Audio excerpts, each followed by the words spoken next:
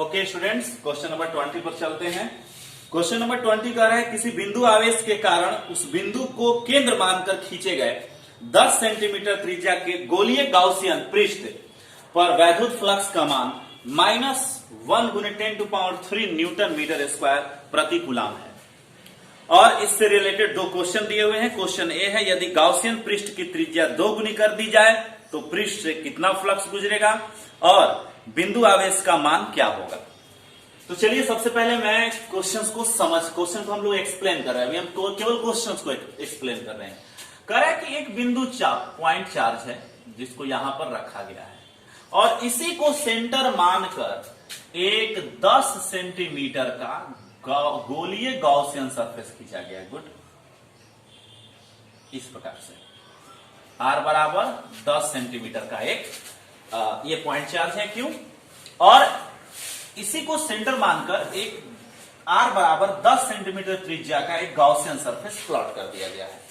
अब आपसे पूछ रहा है कि इस गाउसियन, इसमें दिया हुआ है कुछ, क्या दिया हुआ है, दिया है कि इस गाउसियन सरफेस से गुजरने वाला इलेक्ट्रिक फ्लक्स का मान -1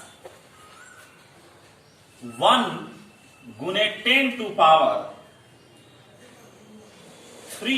न्यूटन मीटर स्क्वायर प्रति कूलम दिया हुआ है। न्यूटन मीटर स्क्वायर प्रति कूलम दिया हुआ है। फ्लक्स का मान आपको दिया हुआ है इस गॉसियन सर्फेस से गुजरने वाला। आपसे पूछ रहा है कि इस चार्ज का मान क्या होगा, क्यू इनक्लोज क्या होगा। ये क्वेश्चन बी में पूछ रहा है और क्वेश्चन ए में कह रहा है कि यदि इस गॉसियन सर्फेस की त्रिज्या को ऐसे दुगना कर दिया जाए, कितना कर दिया जाए, दुगना कर दिया जाए, इस प्रकार से R को कितना कर दिया जाए, 2R कर दिया जाए, मतलब 20 सेंटीमीटर कर दिया जाए, तो फ्लक्स के मान में क्या परिवर्तन होगा, क्या फ्लक्स बढ़ेगा घटेगा, क्या होगा, इसके बारे में आपसे पूछ रहा है। यही आपका क्वेश्चन है। क्वेश्चन को एक बार फिर समझिए। क्वेश्चन नंबर 20 कह रहा है एक पॉइंट चार्ज Q लिया गया है और उसको सेंटर मानकर 10 सेंटीमीटर का गॉसियन सरफेस खींचा गया है जिससे गुजरने वाला फ्लक्स है -1 × 10⁻³ न्यूटन मीटर स्क्वायर प्रति कूलम। और कह रहा है, आपसे क्वेश्चन कह रहा है कि यदि इस गॉसियन सरफेस की त्रिज्या को दुगना कर देते हैं तो फ्लक्स में क्या परिवर्तन होगा, और दूसरा क्या है कि इसके द्वारा परिबद्ध जो आवेश है, इनक्लोज चार्ज है, वो उसका मान क्या होगा। बहुत इजी क्वेश्चन है। फ्लक्स का मान दिया हुआ है। अब आप देखिए फ्लक्स के लिए गॉस का नियम क्या होता है।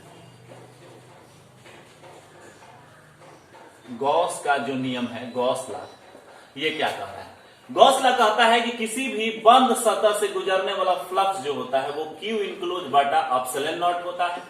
तो फ्लक्स हो जाएगा आपको Q इनक्लोज की जगह पर Q है माना है और ये कितना हो जाएगा, एप्सिलॉन नॉट। क्या यह गॉसियन सरफेस की ज्योमेट्री पर डिपेंड कर रहा है, क्या गॉसियन सरफेस की त्रिज्या पर डिपेंड कर रहा है, नहीं कर रहा है। इसलिए अगर आप त्रिज्या को दुगना कीजिए, तिगुना कीजिए, 100 गुना कीजिए, 50 गुना कीजिए, कोई फर्क नहीं पड़ेगा। क्यों नहीं पड़ेगा, क्योंकि फ्लक्स फाई बराबर होता है E.dA या E/A। अब देख बाबू, इलेक्ट्रिक फील्ड जो होगा 1/r² का प्रोपोर्शनल होता है और एरिया r² का प्रोपोर्शनल होता है। ये दोनों क्या होते हैं, कैंसिल हो जाते हैं और वो ज्योमेट्री पर डिपेंड फ्लक्स नहीं करता, जिसको मैंने पहले भी एक्सप्लेन किया था। तो इसका मतलब है कि अगर आप क्वेश्चंस ए सॉल्व कर रहे हो तो ए में लिखोगे कि चूंकि फ्लक्स फाई गॉस के नियम से,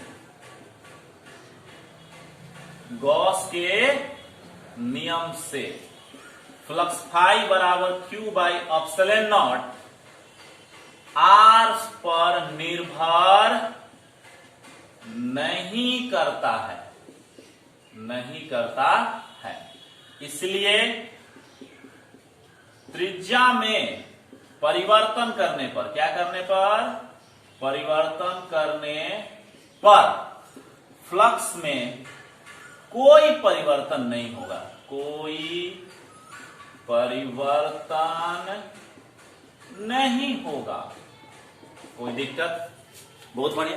तो ये एक का सॉल्व हो गया, क्योंकि जिस अनुपात में आपका इलेक्ट्रिक फील्ड एरिया बढ़ता है उसी अनुपात में इलेक्ट्रिक फील्ड घट जाते हैं और इसलिए दोनों एक दूसरे को कैंसिल कर देते हैं। इसलिए फ्लक्स गॉस के नियम के लिए वो उसके ज्योमेट्री पर डिपेंड नहीं करते। किसी भी ज्योमेट्री के लिए वो एक बराबर ही होते हैं, Q/ε0 या Q इनक्लोज बटा एप्सिलॉन। गुड। तो ये आपका क्या हो गया, ये आपका क्वेश्चन नंबर हमने कर दिया ए। अब आते हैं क्वेश्चन नंबर बी पर। मुझे लगता है क्वेश्चन नंबर बी जो है वो बहुत बहुत बहुत बहुत बहुत आसान है। कैसे आसान है भाई, तो चलिए देखते हैं क्यों आसान है। हमने कहा तो क्वेश्चन नंबर बी में कह रहा है कि हमको निकालना है आवेश Q बराबर वाट। तो देखो ना यहां पर तुम्हारे पास, तुमने गॉस का नियम लगाया है तो फ्लक्स फाई बराबर Q बाई एप्सिलॉन नॉट आया है। तिरछा तिरछी मल्टीप्लाई करो क्रॉस मल्टीप्लीकेशन से, Q बराबर क्या होगा phi into epsilon naught. Phi का मान कितना है 1 गुने 10 to power 3 newton metre square प्रति कूलाम। और एप्सिलॉन नॉट का मान तुम जानते ही हो 8.85 गुने 10 टू पावर माइनस 12। और ये कितना हो जाएगा आपको, ये हो जाता है आपको कूलाम स्क्वायर प्रति न्यूटन मीटर स्क्वायर। और ये आपको क्यू का मान हो गया। देखिए न्यूटन मीटर स्क्वायर ऊपर है, यहाँ न्यूटन मीटर स्क्वायर बटा में है, कैंसिल हो जाएगा। ये कूलाम नीचे है, ये कूलाम ऊपर है, एक कूलाम यहाँ बच जाएगा, चार्ज का ये आपको मान हो जाएगा। तो इस प्रकार से आपने क्या निकाल लिया, क्यू का वैल्यू निकाल लिया। ठीक है, तो डायमेंशनली भी करेक्ट है, बीमा के नजरिए से भी करेक्ट है, यूनिट के नजरिए से भी करेक्ट है। बस आपको क्या करना है, सिंपल आपको मल्टीप्लिकेशन कर देना है, नंबर्स को गुना कर देना है और आपका आंसर आपको प्राप्त हो जाएगा। Any problem, any doubts? तो इस प्रकार से 20 जो क्वेश्चन है वो कंप्लीट हो गया। ये गॉस के नियम पर आधारित था। क्वेश्चन ए में आपसे पूछ रहा था कि त्रिज्या अगर दुगनी कर देंगे गॉसियन सरफेस से तो फ्लक्स बदलेगा कि नहीं। कुछ प्रभाव नहीं पड़ेगा, क्योंकि फ्लक्स जो होता है वो मैंने जब निकाला था गॉस के नियम से तो बताया था कि वो ज्योमेट्री से इंडिपेंडेंट होता है। और दूसरा बहुत सिंपल है, इनक्लोज चार्ज का मान निकालना है, क्रॉस मल्टीप्लिकेशन करेंगे गॉस के नियम को लेकर, तो Q बराबर 5 इंटू एप्सिलॉन नॉट हो जाएगा। ओके, तो अब हम लोग क्वेश्चन नंबर 20 को कंप्लीट कर लिए। अब हम लोग चलते हैं क्वेश्चन नंबर किस पर बाबू, तो ये चलते हैं क्वेश्चन नंबर नेक्स्ट जो हमारा क्वेश्चन है वो है 24 का सी। गुड।